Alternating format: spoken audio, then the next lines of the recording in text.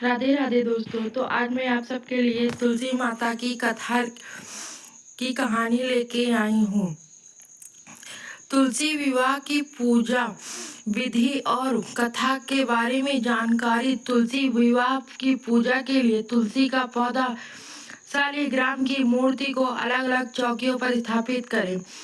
चौकी के चारों ओर गन्ने का मंडप बनाए और कलश रखे। कलश पर 5 आम के पत्ते रखे और उस पर एक लाल कपड़े से नारियल लपेट कर रख दे। तुलसी के गमले पर घेरू लगाए और जमीन पर रंगोली बनाए।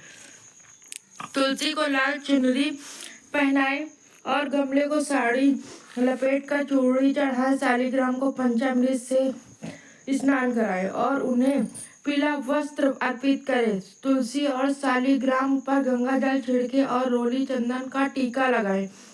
शालिग्राम को हाथ में लेकर तुलसी की 7 बार परिक्रमा करे।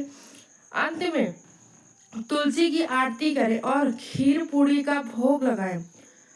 पूजा के बाद प्रसाद बांटे। तुलसी विवाह देवउठान एकादशी को भी कराया जाता है और कुछ लोग इसके अगले दिन द्वादशी को भी यह तुलसी विवाह करवाते हैं। तुलसी विवाह की पूजा में व्रत कथा को पढ़ने का विशेष महत्व होता है। आइए आपको बताते हैं तुलसी विवाह की संपूर्ण कथा विस्तार से। भागवत पुराण के अनुसार यह है माता तुलसी की संपूर्ण कथा। तुलसी से जुड़ी एक कथा बहुत प्रचलित है। श्रीमदेवी भागवत पुराण में इनके अवतरण की दिव्य लीला कथा भी बनाई गई है। एक बार शिव ने अपने तेज को समुद्र में फेंक दिया था। उससे एक बहुत महातेजस्वी बालक ने जन्म लिया। यह बालक आगे चलकर जलंधर के नाम से पराक्रमी दैत्य राजा बना। इसकी राजधानी का नाम जालंधर नगरी था। दैत्यराज कालनेमी की कन्या वृंदा का विवाह जालंधर से हुआ। जालंधर महाराक्षस था। अपनी सत्ता के मद में चूर उसने माता लक्ष्मी को पाने की कामना से युद्ध किया, परंतु समुद्र से ही उत्पन्न होने के कारण माता लक्ष्मी ने उसे अपने भाई के रूप में स्वीकार किया। वहां से पराजित होकर वह देवी पार्वती को पाने की लालसा में कैलाश पर्वत पर गया। भगवान देवादिदेव शिव का ही रूप धर कर माता पार्वती के समीप गया, परंतु माँ ने अपने योग बल से उसे तुरंत पहचान लिया तथा वहां से अंतर ध्यान हो गई। देवी पार्वती ने क्रोध होकर सारा वृतांत भगवान विष्णु को सुनाया। जालंधर की पत्नी वृंदा अत्यंत पतिव्रता स्त्री थी। उसी की प्रतिव्रता धर्म की शक्ति से जालंधर ना तो मारा जाता और ना ही पराजित होता था। इसीलिए जालंधर का नाश करने के लिए वृंदा के प्रतिव्रत धर्म को भंग करना बहुत जरूरी था। इसी कारण भगवान विष्णु ऋषि का वेश धारण कर वन में जा पहुंचे, जहां वृंदा अकेली भ्रमण कर रही थी। भगवान के साथ 2 मायावी राक्षस भी थे, जिन्हें देखकर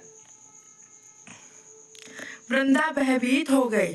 ऋषि ने वृंदा के सामने पल में दोनों को भस्म कर दिया। उनकी शक्ति देखकर वृंदा ने कैलाश पर्वत पर महादेव के साथ युद्ध कर रहे अपने पति जालंधर के बारे में पूछा।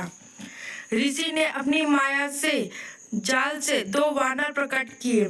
एक वानर के हाथ में जालंधर का सिर था तथा दूसरे हाथ में धड़। अपने पति की यह दशा देख वृंदा मूर्छित होकर गिर पड़ी। होश में आने पर उसने ऋषि रूपी भगवान से विनती की वह उसके पति को जीवित करे। भगवान ने अपनी माया से पुनः जालंधर का सिर धड़ जोड़ दिया, परंतु वह स्वयं भी उसी शरीर में प्रवेश कर गए। वृंदा को इस छल का जरा आभास न हुआ। जालंधर बनने भगवान के साथ वृंदा प्रतिव्रता का व्यवहार करने लगी, जिससे उसका अस्तित्व भंग हो गया। ऐसा होते ही वृंदा का पति जालंधर युद्ध में हार गया।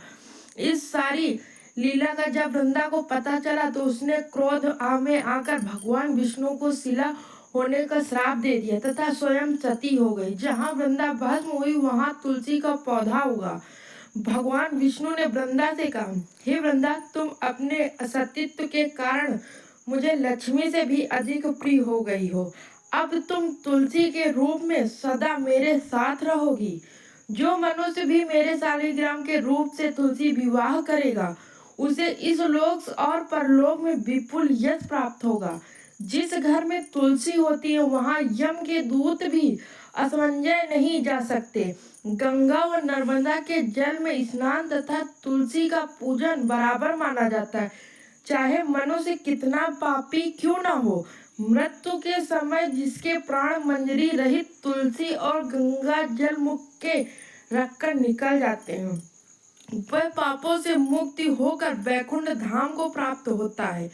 जो मनुष्य तुलसी व आंवलों की छाया में अपने पितरों का श्राद्ध करता है, उसके पितर मोक्ष को प्राप्त हो जाते हैं।